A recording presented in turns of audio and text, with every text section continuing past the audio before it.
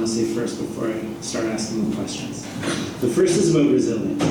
As I see it, resilience really has three things to think about when we start thinking about it. The first thing is the adversity that happens, the incident, whatever it happens to be. The next one is our reaction to it. And the third one is our recovery, what happens afterwards. So the adversity could be external, outside of us, or it could be internal. The reaction could be resisting whatever's going on, or it could be bending, or it could be breaking. Right? And I say that without judgment. And then the recovery really sort of has two components. One is the direction that you recover in, and the other is the speed.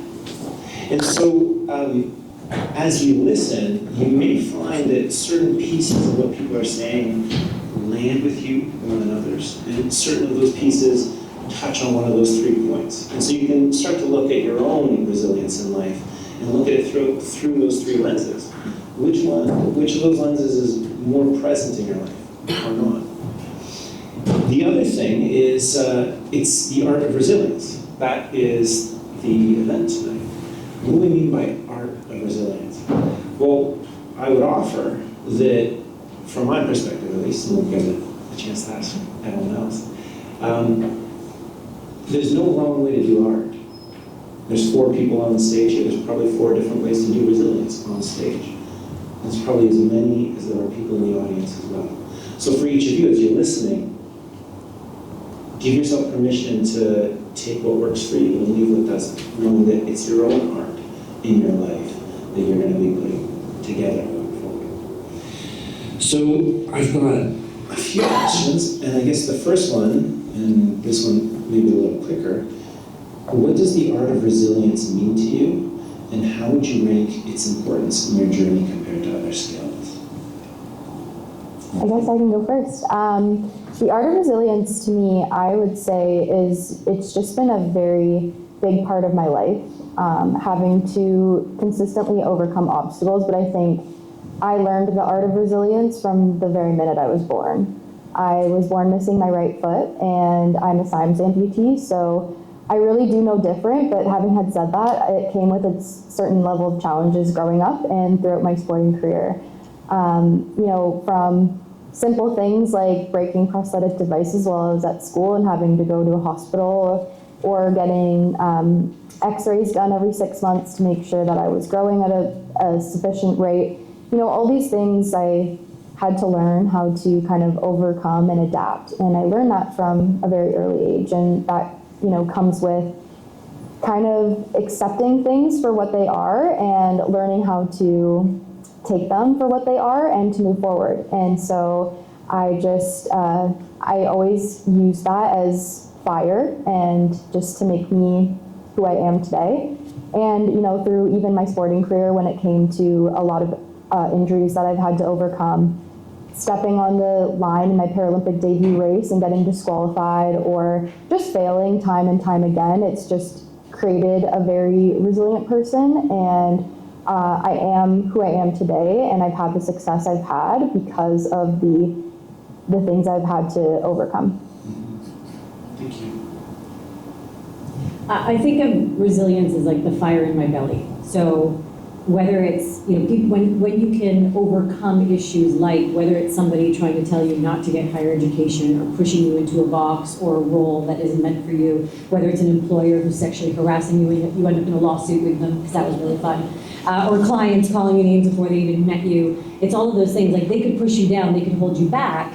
I wouldn't be where I am today if if resilience wasn't one of the most important qualities that kept me going, because I've seen so many other people before me get held back by those same circumstances, and it's that resilience, it's that ability to bounce back despite whatever is going to come your way that makes you go, I'm just going to try again. What's the worst that can happen? And when you can adapt that attitude, it just starts to move mountains as a result. I think the sentiment's the same for me, and probably for everyone in the room. It's bouncing back, it's moving forward. So, and as an entrepreneur, resilience is the #1 thing that you have. If you don't have that, you'll never make it you'll never make it anywhere. You need that. Once you go down, anything can happen. Business deals can falter. Media writes negative comments. financial projects collapse, the economy changes. As long as you're able to keep going, you have that resilience, and that's just a way to navigate yourself out of the position you're in. Just keep going. Just climbing up a mountain, rock there, go around it. And it's just nature. It's the human nature of, I think, Greeks is a number one thing, but in general, it's your ability to keep moving forward. Awesome. Thank you. I heard a little bit about failure there. And there's a quote from James Clear, the author of Atomic Habits. He wrote, "Stories of failure resonate more than stories of success. Few people reach the top, but everyone has failed, including those who eventually succeed. If you're teaching people how to succeed in a given field or talking about your own success, start with how you failed." So, how have you failed? What happened? Whether it's with resilience or outside of resilience, and resilience got you through it. Yeah, I mean, how have I failed? How many times have I failed? I think to a very specific moment in 2017, I was at the World Championships in London, England, and I was in my 200-meter final. And I was on track to be on the podium. I was running really fast that season. I was feeling really good and confident. And I wanted to make a name for myself. I wanted people to see what I was capable of. And I stood on the starting line. I ran around the bends, and I was in great position to finish on the podium. And in a matter of 1 second, my hamstring popped, and I tore it, and I fell to the ground in a lot of pain. And in those moments, I remember just saying, like, no, this can't be happening. But having had said that, in that very same moment, I stood up and I walked my way to the finish line. And I didn't think much of it at the time. I was just like, I need to finish the race because I owe it to myself. But what I didn't realize was the response that I would receive from that and what it demonstrated to people. It showed that it doesn't matter how many times you fall down, it's about every single time you get back up and you put one foot in front of the other. And so I share that example a lot because although it was a very hard moment in my career and it was something that I had to really overcome, not just like physically, but emotionally and mentally as well. But I was able to succeed from that as well because I showed people that day about resilience, about perseverance, and I showed myself that I was a lot stronger than I thought I was. And so being able to have those moments of failure, they ultimately have led me to moments of success. Do you think the success would have been possible without failure? I can't say that because we don't know, like we can't say that certain situations might not happen because of X, Y, and Z, but I do strongly believe that a lot of those experiences gave me the correct tools to be able to succeed. Because when I medaled at the Paralympics or I medaled at the World Championships, I had the tools to be able to perform the best I possibly could. And that was really knowing that I've done everything I could, I prepared, but at the same time, I knew how to handle when things didn't go my way. So throughout the season, there are things that happen, there are little setbacks that take place, but it's how you let that define you in those moments. And I choose to not let those things define me when I am putting a lot of effort into training and I'm trying my very best to be able to be my best at the very final competition of the year. There is, again, a lot of things that happen and that could completely derail your season, but I've learned because I've failed, I've stepped on the line and I've been disqualified, or I've injured myself and then I didn't do the right things to recover properly. And I've done all those things where now I have a little injury or I have a little setback and I know what to do. And I think that ultimately those things kind of did really lead me to my success in being able to show up when it mattered and being able to leave it all out there. Awesome. Team? So I mean, we've all had failures. The ones that come to mind most are the ones from my career as opposed to personal life. And I've quit a few jobs in my life. I've been gleefully self-employed for the last decade. but I have worked for other people before that. And the last one was the one that I think really gave me a new definition for failure. Because I ended up leaving that employer. We ended up in a really ugly lawsuit for a while. I'm not allowed to tell you the circumstances at the end of it, but I'm allowed to smile. You can draw your own conclusions. And so when I went into that lawsuit, I just remember beating myself up over and over again because I was like, how did I miss this? I had 2 years, 2 wonderful years at that company where I was leaping out of bed every day and excited about the people that I worked with and the clients that I was working with. And then the last 2 years were absolute torture. And I was like, how did I miss those big signals? I was beating myself up for having failed at seeing the signs that led me to the place that, if you've ever been in a lawsuit with someone, it's awful. And it kept me up at night, and even though I knew I was doing everything ethically and morally right and by the law and so on, it still caused me a lot of turmoil. But it was more the failure of how did I misread these people? I see myself as a good judge of character. My work as a negotiation consultant requires me to read things really quickly and really effectively. But it was stopping to think that way and to go, people change and circumstances have changed. And when I gave myself the compassion to go, yeah, you made the best decisions that you could at that time. And rather than beating myself up about the mistake of joining the wrong company or working for the wrong people, that actually wasn't the case. It was the right people at the right time, and those circumstances changed. And as a result of those circumstances, even as a result of the lawsuit, it gave me a platform to talk about things in a new way, and it gave me a new perspective. So one of the things that we learned when you read about psychology, and there's far more I read about psychology than I do traditional negotiation, is that self-compassion is more valuable than confidence. And so when I can give myself the compassion to go, yeah, I made a mistake, and the resilience to go, I'm going to do something with that mistake, with that lesson that I learned from that. I mean, that's how HarperCollins ended up reaching out to me and asked me to write a book.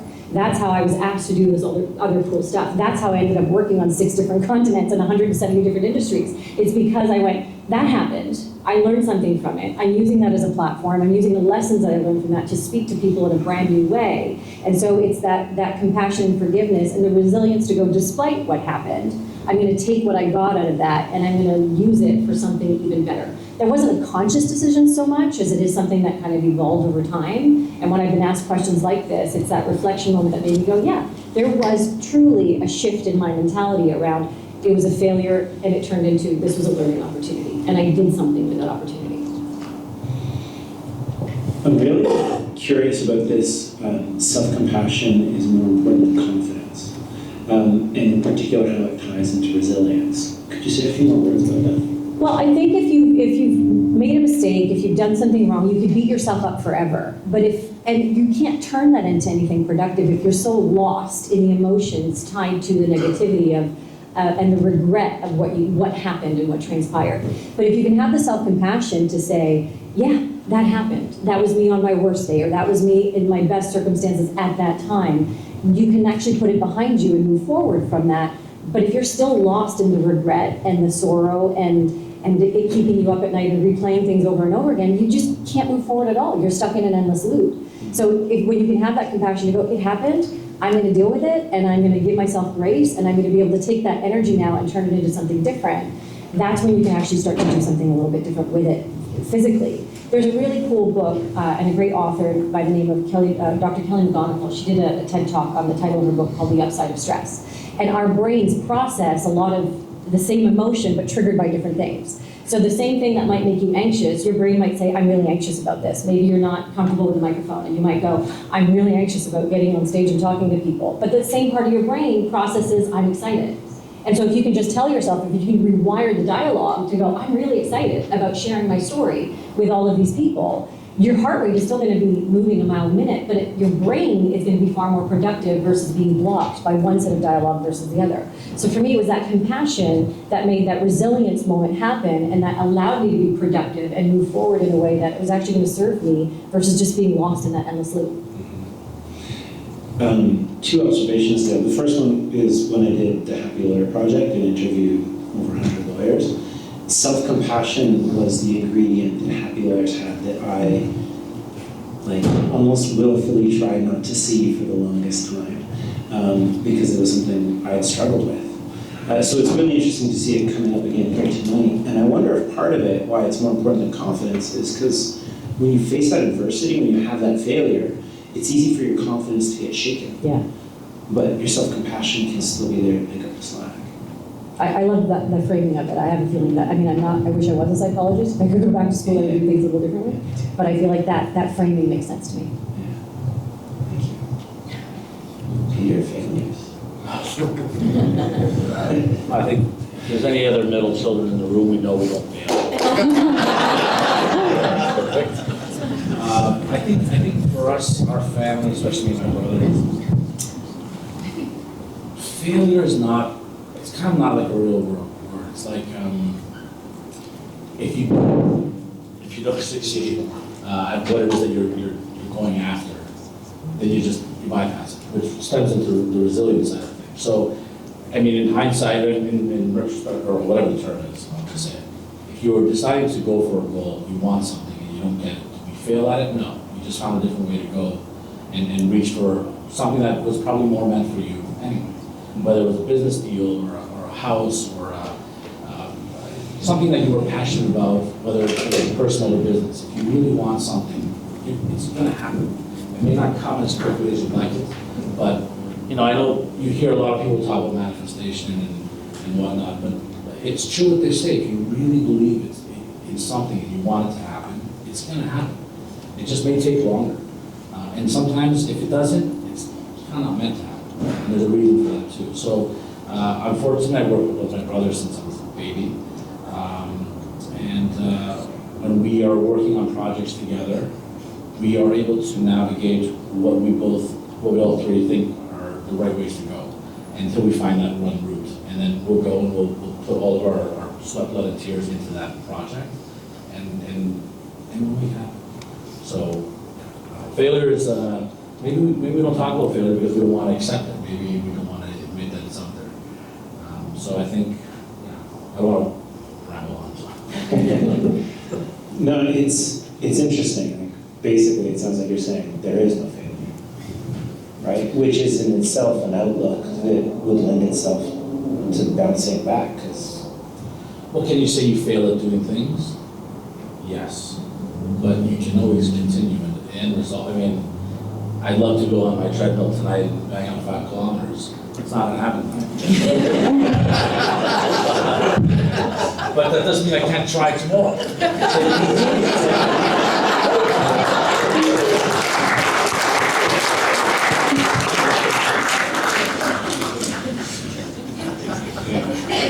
add into that, like maybe, can you guys hear me? Can you guys hear? Where is it? Okay.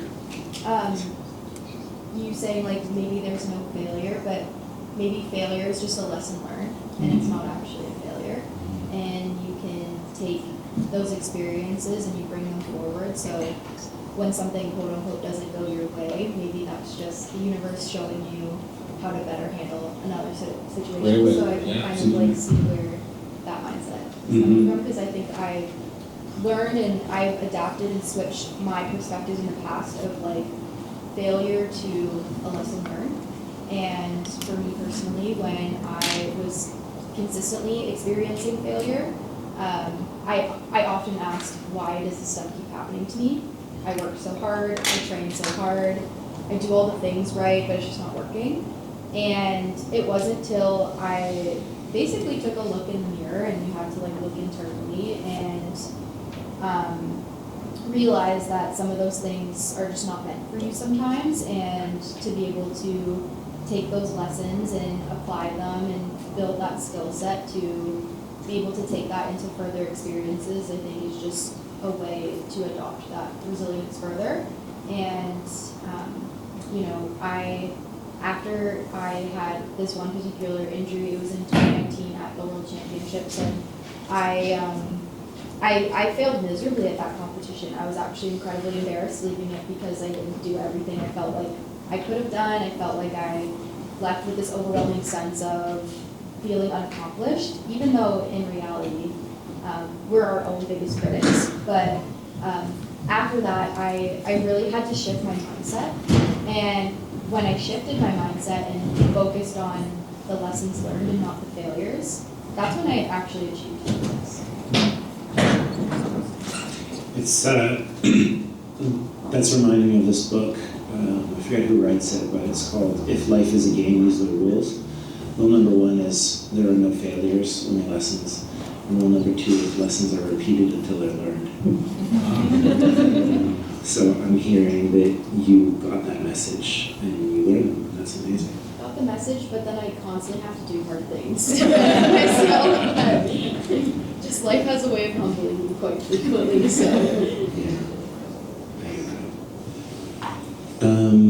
A question for Tina. How does resilience show up in negotiation?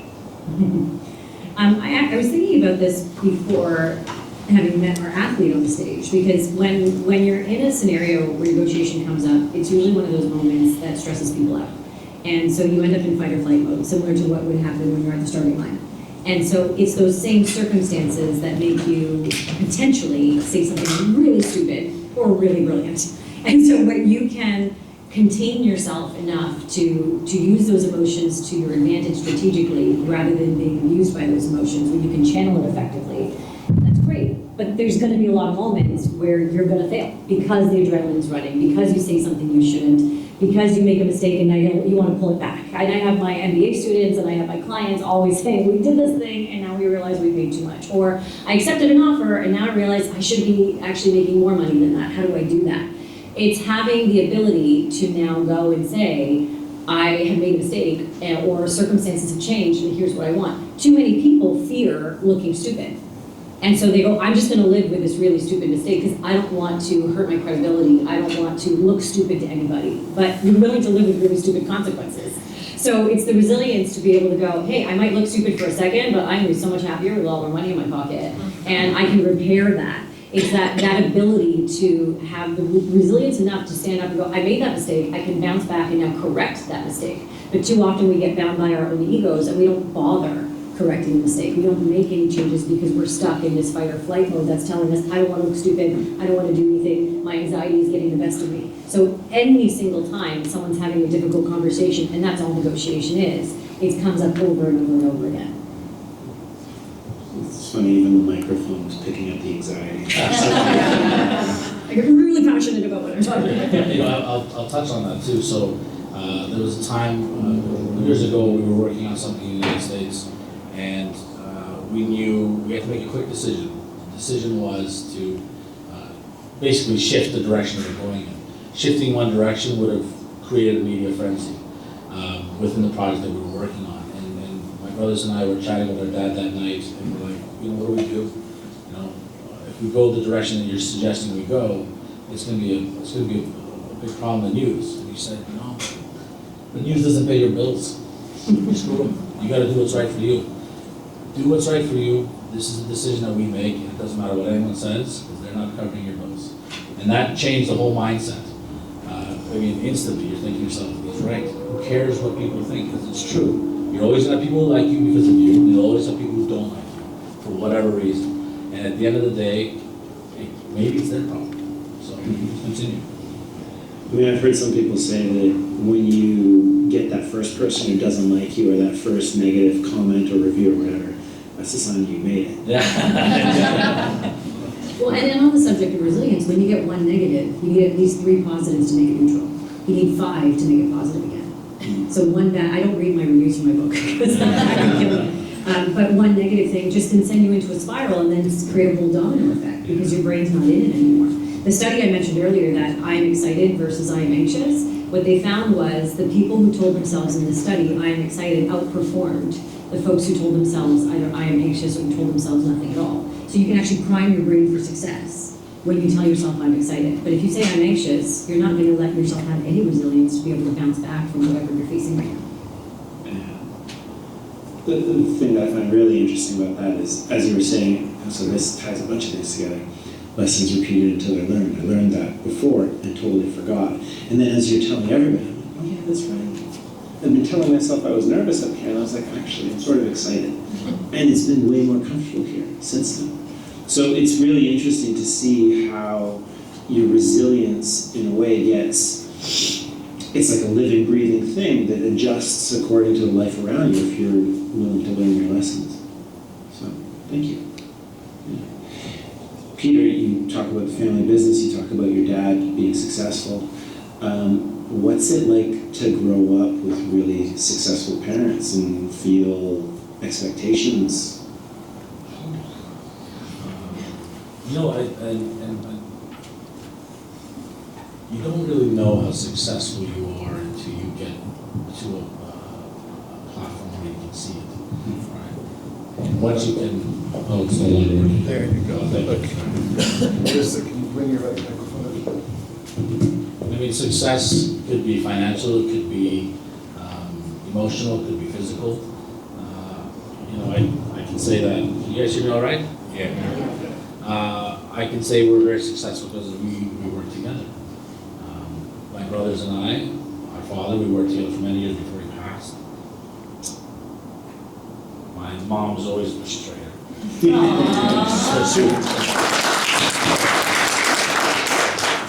all have families, we've got dogs, and you know, like, that is a success on its own. So, I mean, to grow, if you knew our father, he was a summer guy.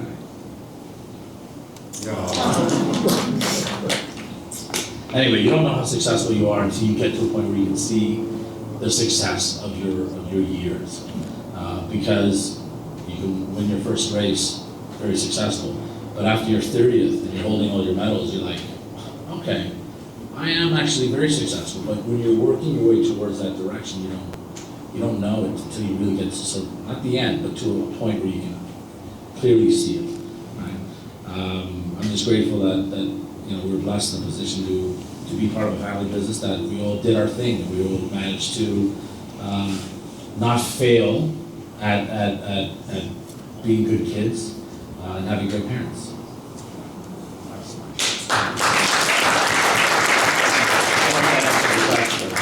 I don't know if it answered your question. I mean, what I'm really hearing in there is the importance of how you define success, right? And that probably ties into resilience as well, because when you get negative reviews, and I do read the reviews for my book, so when you define success in a certain way and you get this noise that tells you, oh, not good enough, not good enough, if it's not related to your definition of success, it's so much easier to tune out.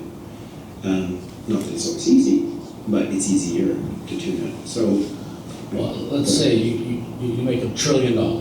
You have no friends, you're not married, no kids, whether that's the direction. You wanted to get married or not, didn't happen, and you're miserable.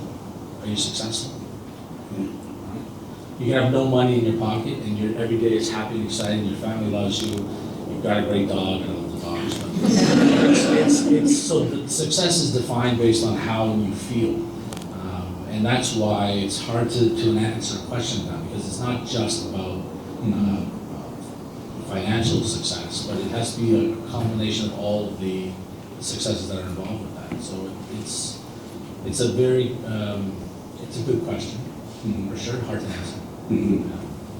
Yeah, I think probably each one of us with successful parents needs to come to our own answer, and it might take us our whole life to get to it.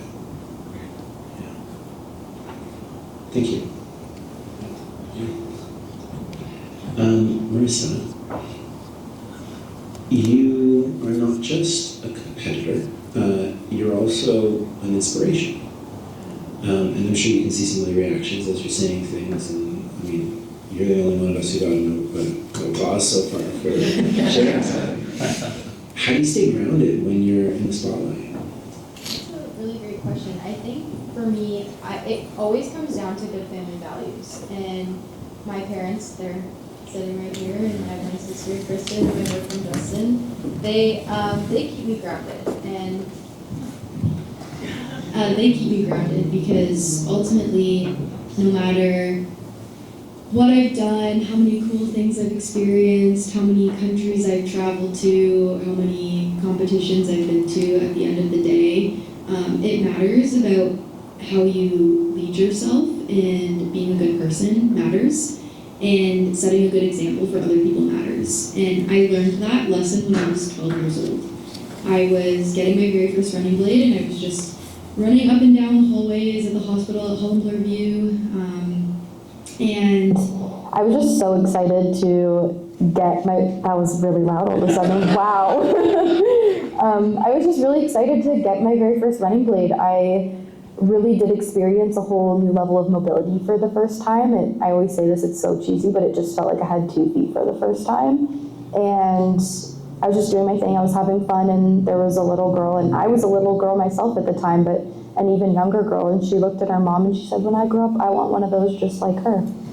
And that opened my eyes to so much at such a young age, and from there it really showed me that I need to carry myself with grace, I need to be humble, I need to set that good example for others, and that's always what I've taken into every race, every training session, the humbleness, the humility, I think ultimately has just, all those lessons kind of have helped me kind of lead by example and to be able to inspire and uplift the next generation of para-athletes, and that's something I really am working towards. I have really big goals of, getting running clinics going for kids with disabilities so that we can, engage the youth and get them inspired and to get involved in para-athletics, because from doing that from such a young age, I know where it led me. It's led me to 3 Paralympic Games by the time I'm 25 years old. So I want to see that in the next generation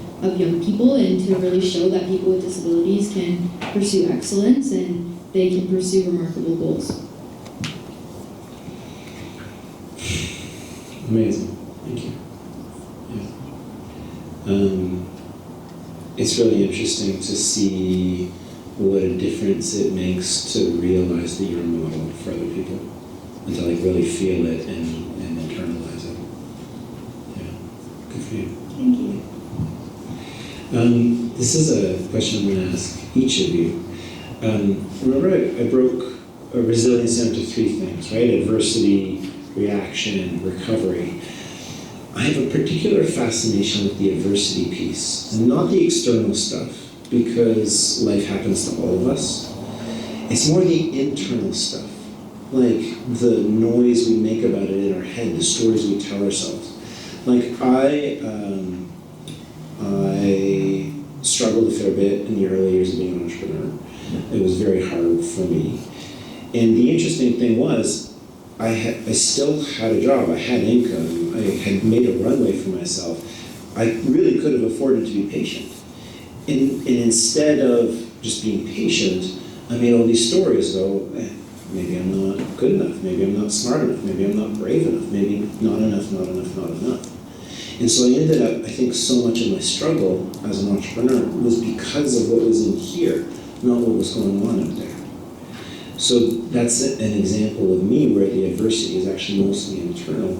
I'm wondering how you have found dealing with the internal adversity, and just popcorn style, whoever's ready to call it. I can say something about that. I mean, so I'm someone who dealt with a lot of discrimination I was always the youngest in the room. I was always the youngest in the boardroom.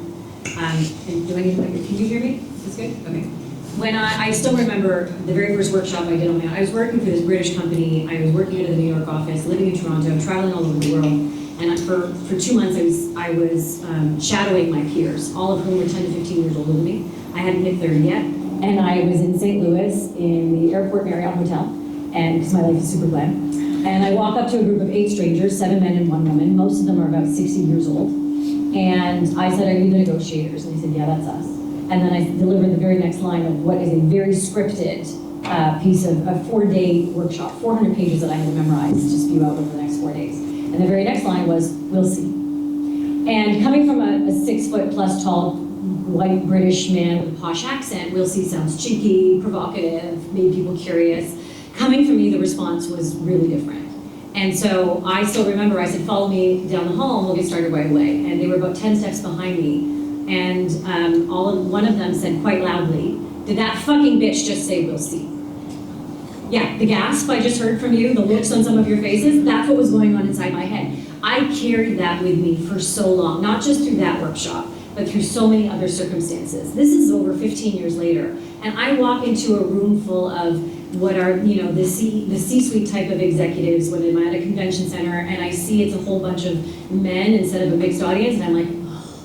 because I have the mental work to do, because I'm transported back to that 15 years ago when they said the quiet part out loud. When I hadn't even made an impression yet, I hadn't done anything yet, they didn't know anything about me. I managed to turn it around, by the way, for those of you who are wondering. By the end of the week, by the end of Friday afternoon, they had given me a high score, a Hall of Fame score for our company. They insisted on helping me pack up my kit and driving me down the streets of the airport themselves instead of letting me take a taxi. In hindsight, maybe they were trying to get rid of the Canadian, I don't know. But it was one of those things where it was so visceral in my body. I still have work to do. It's a little less work every single day, but I still have work to do to undo that moment, so that I don't feel that same, I saw on your faces and that audible gasp, that was going on internally, but I was trying to bury it, so I didn't show them that they rattled me.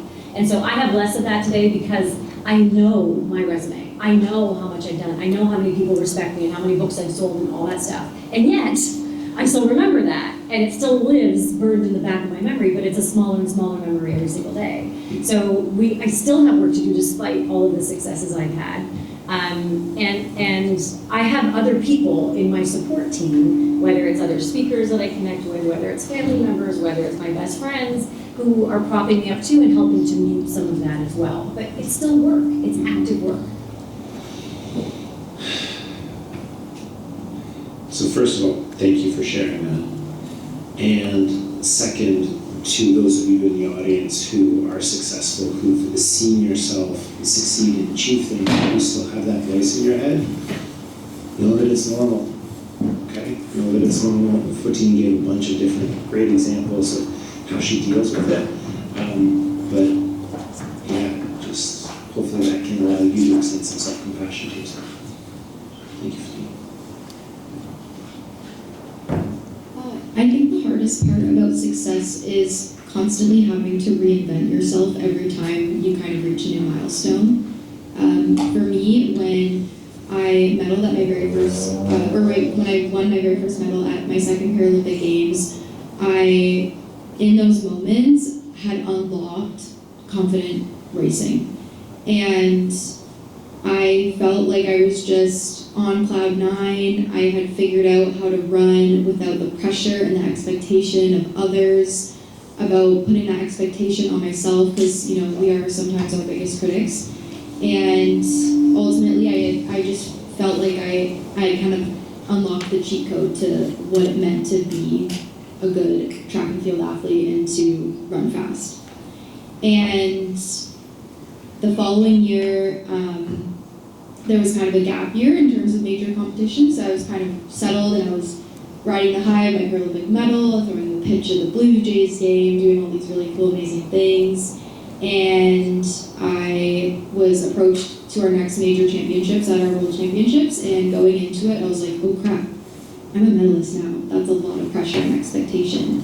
And nobody else was putting that expectation on me but myself, because you reach that milestone, you want to do it again and again and again. You want to kind of keep riding those highs. And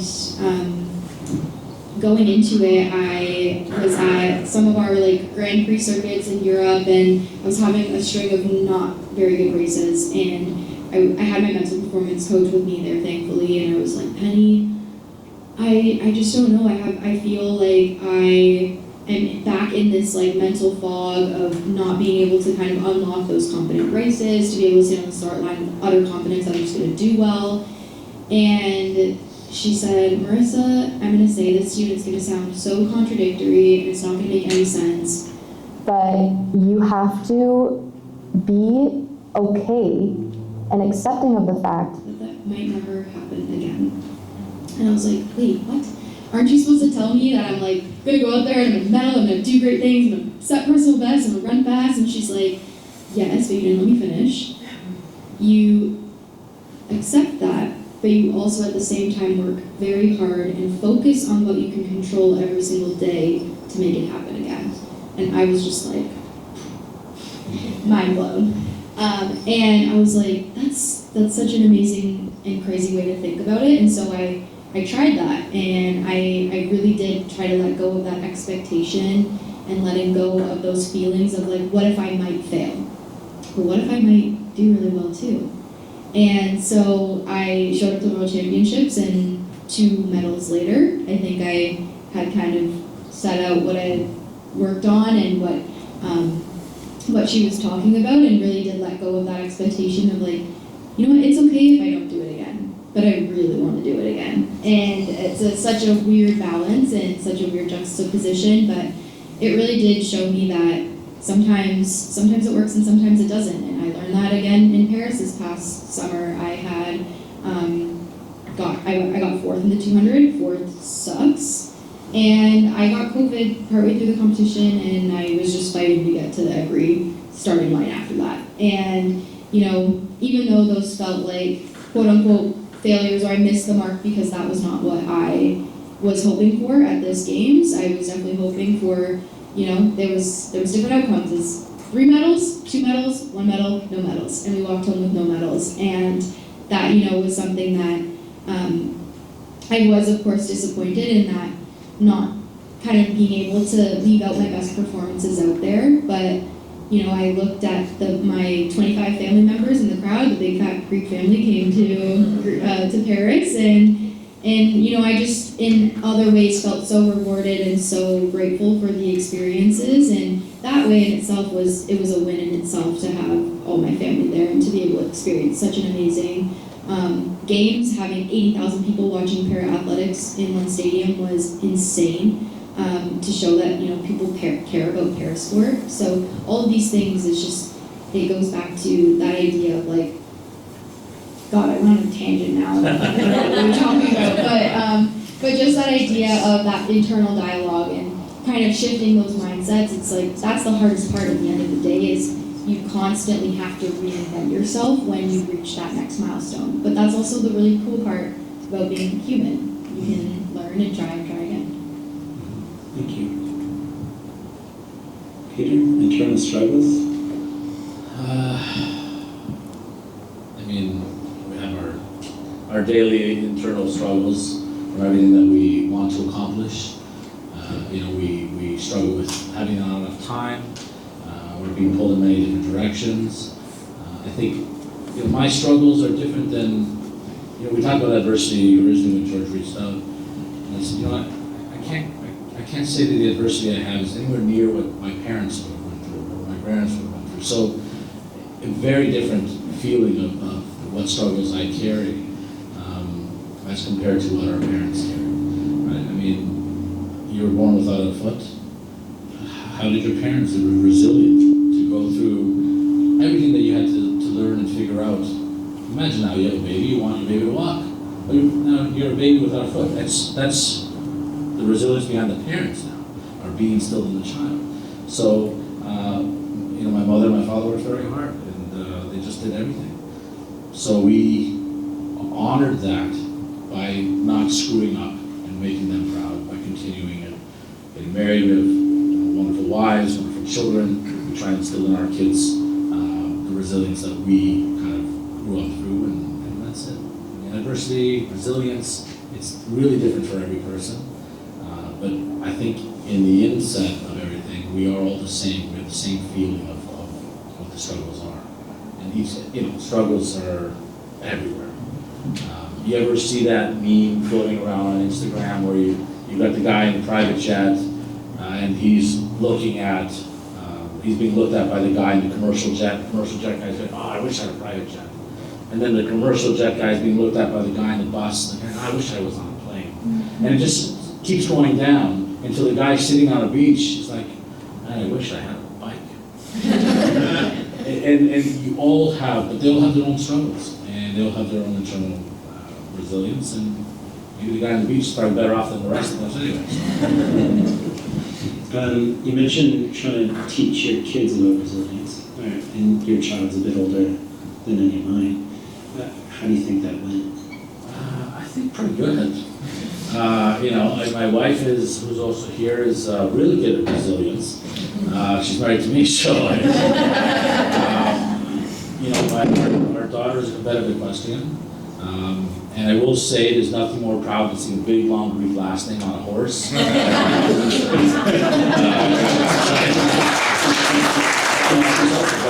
But even as difficult as her day-to-days are, when she's, you know, training, you know, some competitions, she's got to get up at 5 in the morning, get up to the horses, attack the horses, even, because we don't let the trainer get a horse, right? What are you gonna learn if you don't know how to attack your own horse? And then she'll go out, she'll compete. Some days she'll be out there waiting for hours and hours before she gets in and competes. Other times, she'll hit the perfect course with the best time, and the last rail she'll knock. And it's like, oh, you know, you train all this hard, and you know about training, and at the very last second, it fumbles, and it's nothing you can do about it. So she could have quit any time and said, forget, I'm not doing it again. How many times am I gonna lose? Right? She's like, yeah, but look at all your ribbons. Look at all that you've accomplished. And she'll be 19 in July. She first finished her first year at University of U of T. She's very happy, and she just keeps going. So we're very proud of her. I feel like my kids are still yet to learn resilience, so I'll come up afterwards and ask you some questions about that. I think for time, I've got one more question for each of you, and then we'll open it up to the audience for questions. Adversity, reaction, recovery. We talk sometimes with the recovery, with resilience, it's about how you bounce back. But I have this real curiosity around how we bounce forward. And so how have you used adversity in your life to ensure that you're bouncing forward, not just back? This is to all three of you. This is your last question that I'm asking you. So if there's any last things you want to sneak in here, this is the point too. I think for me, that idea of bouncing forward, the way we handle adversity, that's a choice. We choose the way we ultimately react to things. But to be able to move forward and to kind of put one foot in front of the other and have that mindset, it's like, I will get through this and I will succeed. For me personally, I just kind of remind myself of my why. Why do I do what I do every single day? Why do I show up to the track for 4 hours and inevitably some days I'll experience a lot of pain. My head might be in the bucket at the end of it. I'll be running repeat 300s, whatever it might be. Why do I do it? And it goes back to, I obviously for physical fitness, for wellness, for the hopes and goals of achieving my dreams of being a Paralympic gold medalist one day. But aside from all of that, it really goes to that example I shared about that little girl at home, Blurview, and how what I'm doing is doing so much more than just something for myself. It's showing a lot of people out there that regardless of the challenges that they have, regardless of what obstacles they might have to overcome on a regular basis, there's a space and a place for them to thrive and be amazing. Mm-hmm. And so that is where I kind of shift my focus and remind myself why I do what I do every single day. And that allows me to kind of shift that forward mindset and then work towards that next goal. Thank you. I can remember when I'd just gotten into McMaster for a program called Arts and Science, and we have some math students in the house. One of my dad's friends, a member of the Greek community, had said to me, so what exactly do you want to do with this degree, this arts and science degree? I said, I don't really know. I'm just trying to keep all the doors open. I just know I want a job that's going to allow me to travel. And he said to me, what do you mean? You're living in a dream world. Stay home, go to Brock, which was our local university, go become a teacher so you have your summers off to raise your family. The only thing he didn't add was, and marry my son. And that stayed with me. I was really pissed off in that moment, but I was a polite Greek girl, so I didn't say anything to him then. But to this day, I kind of want to show my passport and say, look at that. So for me, it's that's the moment, the idea of I'm going to be a victor of my circumstance instead of a victim of my circumstance was sort of born. And it kind of replayed itself many years later with my misogynistic boss, who I found out was paying my male peers more than he was paying me. And I brought it up because I am the person who's going to bring it up. And when he said, how dare you? I was like, excuse me? And he started yelling at me for raising an issue that he started.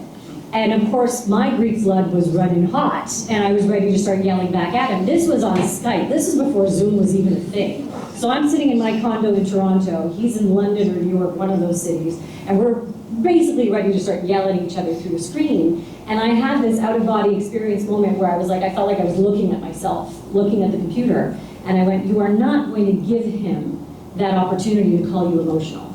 You are not going to give him the ammunition to go back to the board and say she was being this, that, and the other.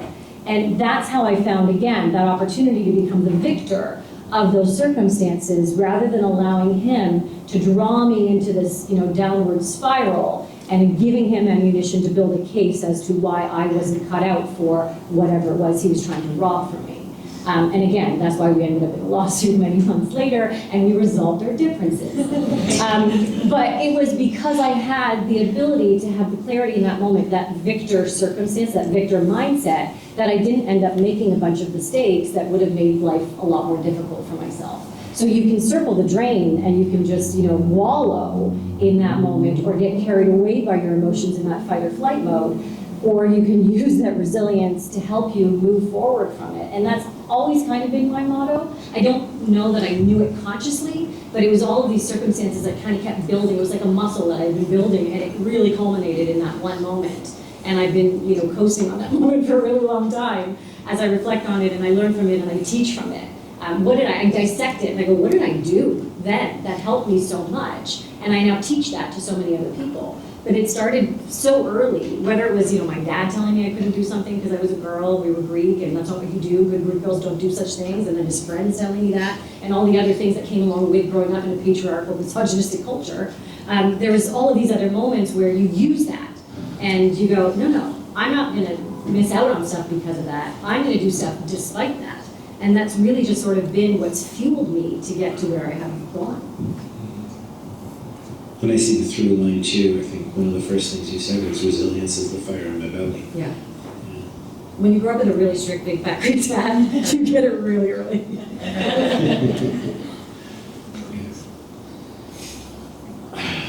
What was the question again? It's about bouncing forward instead of just bouncing back. Using this fuel. I think I'm going to share a little bit of a story about our father bouncing forward, right? And how it streamlines where you start. So he came here from Greece, like many, and he was factory job. He was chopping up Kentucky Fried Chicken pieces at the factory. Started cleaning, learning. He liked cleaning because he can work at the hours that he wanted to. Except he wasn't making enough money, so he would have 2 or 3 jobs. And he liked to go out. He liked to go to bazooka and the clubs with his buddies. He was 18 years old, right? 18, 19, 20. When you're here, you want to do things. And each business that he was involved with taught him to focus on what's next, right? Because once you are able to open up the doors, you're able to create more. So his mind wasn't about making the next dollar. It was a deal, it was an opportunity. So from cleaning, he realized, I'm buying a lot of garbage bags, right? I need to work around that. So what did he do? He really learned, he bought a machine. Put the machine in one of the warehouses, or where his shop was at the time, started manufacturing plastic bags and started selling them, right? Making more money, eventually getting contracts with hotels and hospitals and governments and making more money. What do you do with that money? You invest it. Where do you invest it? I think it was his accountant that told him real estate. He said, what do I know in real estate? Soak it in. He learned how to do it. He would invest in real estate. Industrial real estate was his favorite. And then he would rent out and collect passive income to the point where it got where I don't even need to have a business anymore that manufactures. The times are also changing. Costs of plastic and raw materials going up. The products would be made in China for less money than we can produce them here. So he was always adapting, and as the sons of our father, as we grew up, he would ask us more questions. He would learn from us, we would learn from him, and we had bigger and grander ideas that would help continue to grow the business. So, industrial real estate continued to grow. Acquisitions, we started into entertainment districts. We got a casino and a hotel, a Porsche racetrack that's being built out in Durham. By the way, Durham Live is Porsche Experience Center's coming. These are growth levels from the father's original thought process and continue to push them in the mindset of their children, where they're learning to adapt and grow and use that as a what do you call those, springboard. So everything that would push him back only made him go forward. And it's important to have a supportive family. If you have a spouse that is really supportive for you, if you've got family and friends, if they're supporting you, that's just one more added spring that'll help push you, propel you forward. And you're unstoppable with that. Right? Best-selling book, Olympic medals, right? Got a dog. And a comedy career. Awesome, thank you. Do we have?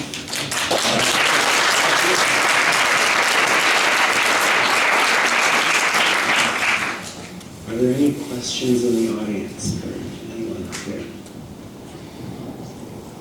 I was hungry. There's a question about Steve. Can I tell you about I think your biggest accomplishment is working with family, because I ran screaming from it. Thank you. Yeah, it's resilience. Thank you for starters. That was incredible. Maybe a question more for Fortini and Peter.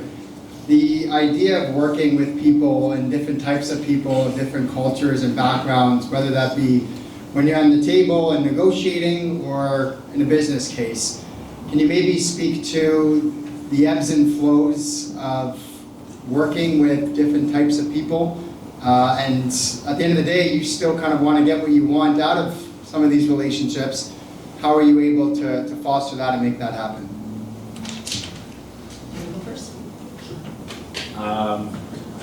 So I mean, people are people. Very strange, but also very normal. We've learned in business that you can be extremely educated but stupid. You can be very rich, but not a good person. So I think once you find the right people to work with, you learn. I mean, you've experienced with misogynistic boss. Same with us. My father, again, immigrant. Once he reached a level of success in the boardroom, people respected him differently. But there was always that guy that would always be a smart ass. And, you know, my dad had a great way of humbling him quickly, but not insulting him.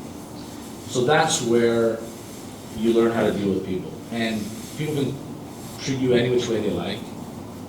If they treat you well, you will treat them well, and everything will be wonderful.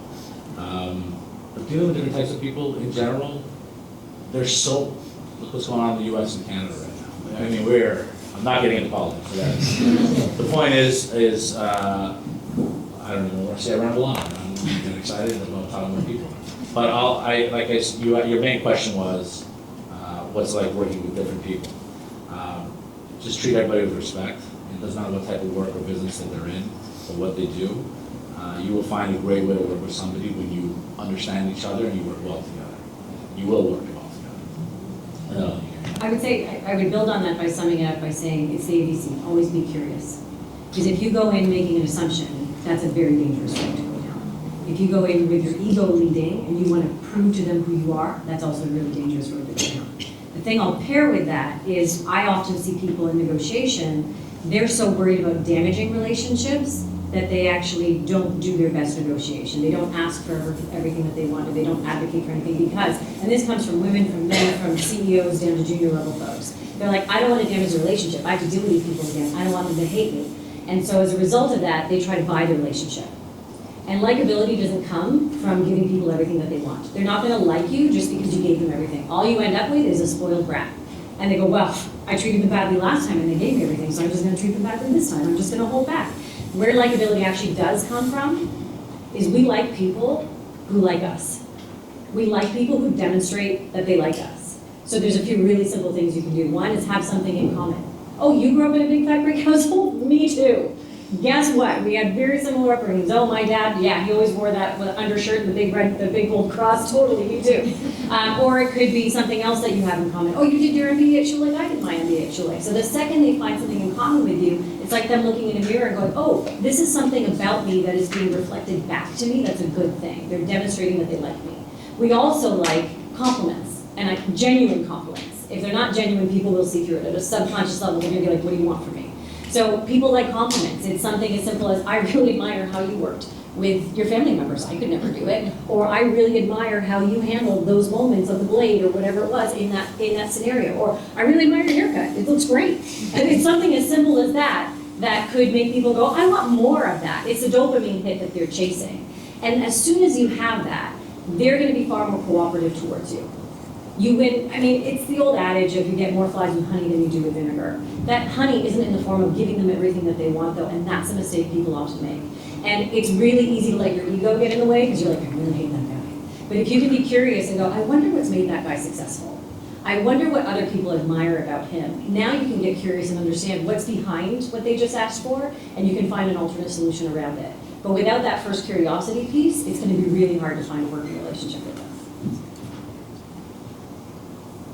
Peter, I hope you were listening about the genuine compliments, because the first thing he said to me was nice haircut.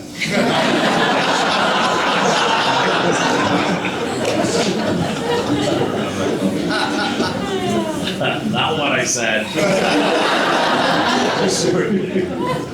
Well, you do have a nice beard though. You do, But I can't grow the size. Just look. Questions? I have a question for Marissa. There's a kind of saying that I love, and it's, everyone can be successful when given the opportunity to do so. And I feel you really embody that, and, it shows us that you don't need 2 feet to be a runner. I'd love to know kind of where in your life and how you decided that that was the career choice and the path that you were going to take.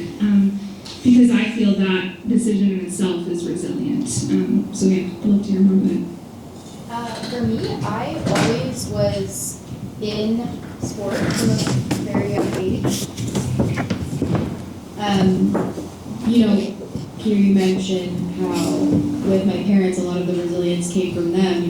When I was born, it was a complete surprise that I was missing a foot. They could not see that in the ultrasound prior to my birth, and so it was like, holy crap, how do we deal with this? And how are we gonna make sure that our kid has every opportunity possible? And the best way they knew how to do that was through sport.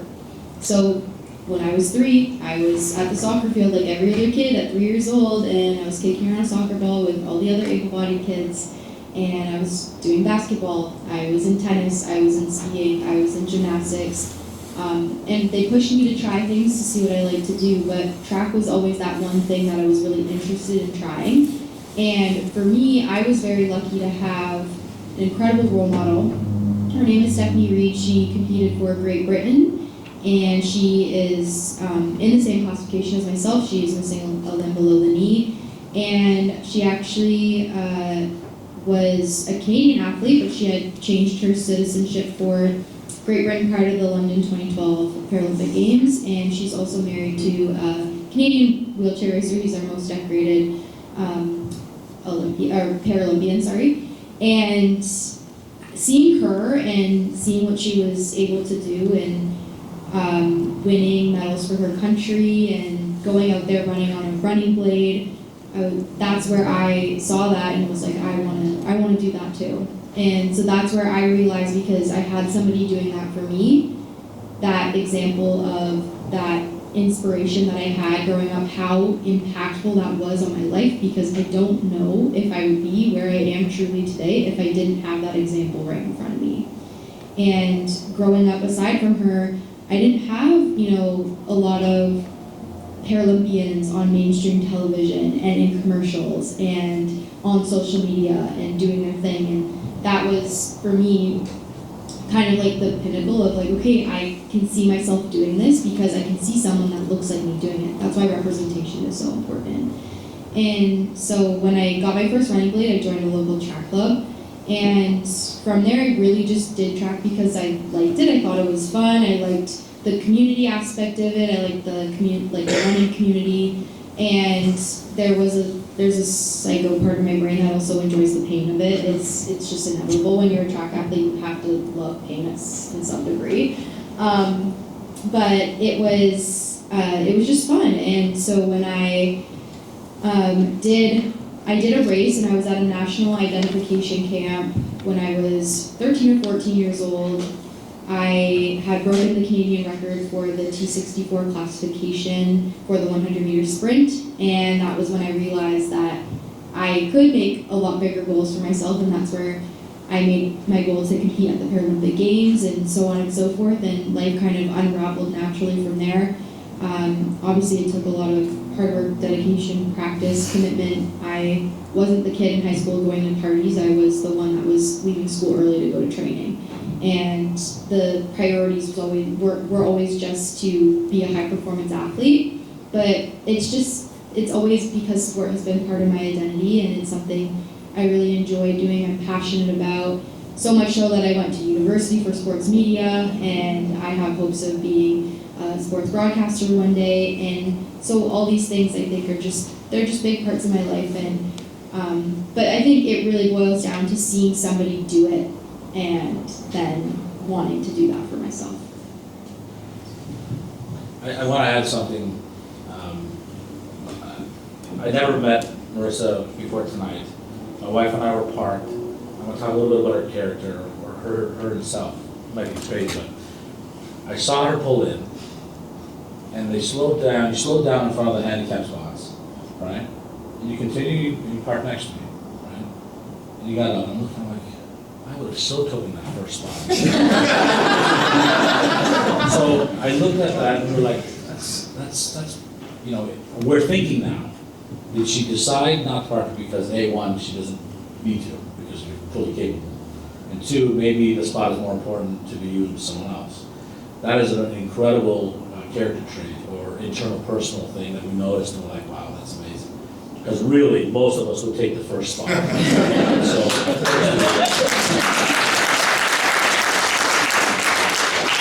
not that I can, but that's 2 rounds of applause.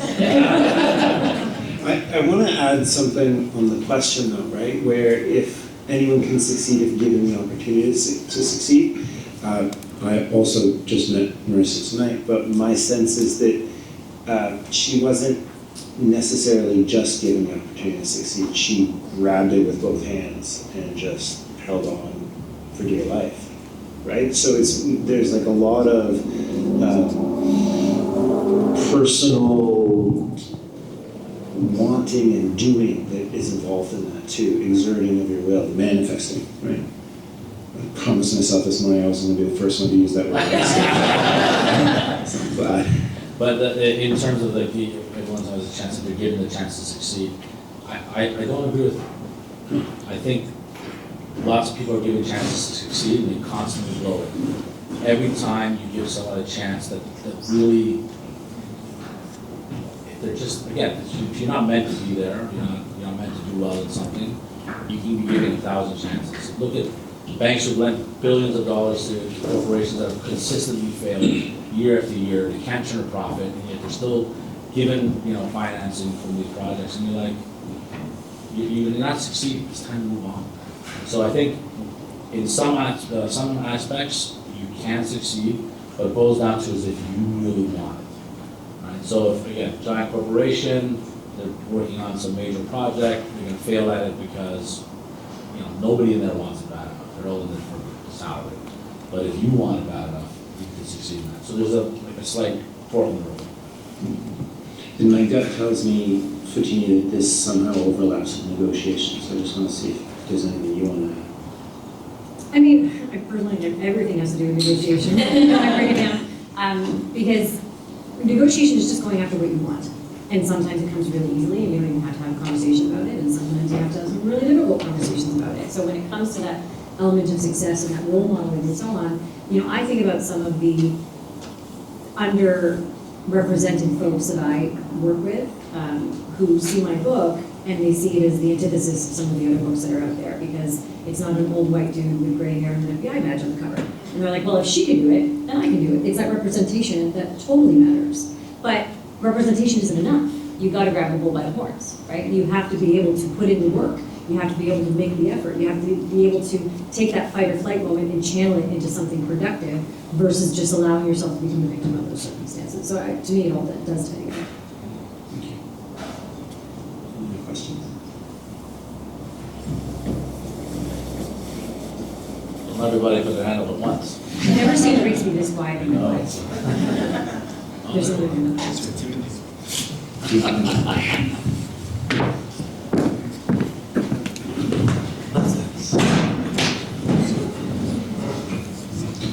This question is for Marissa. As someone who used to swim competitively and has now recently started her career, I found that sport taught me a lot about life, and really sort of geared me up for this moment, even though I'm no longer really doing it right now. So my question to you is, how has sport sort of translated into your own life and just sort of life skills going through university? I would definitely say that for me, I'll just To project, so you don't have to like, Sometimes you come in and out. um,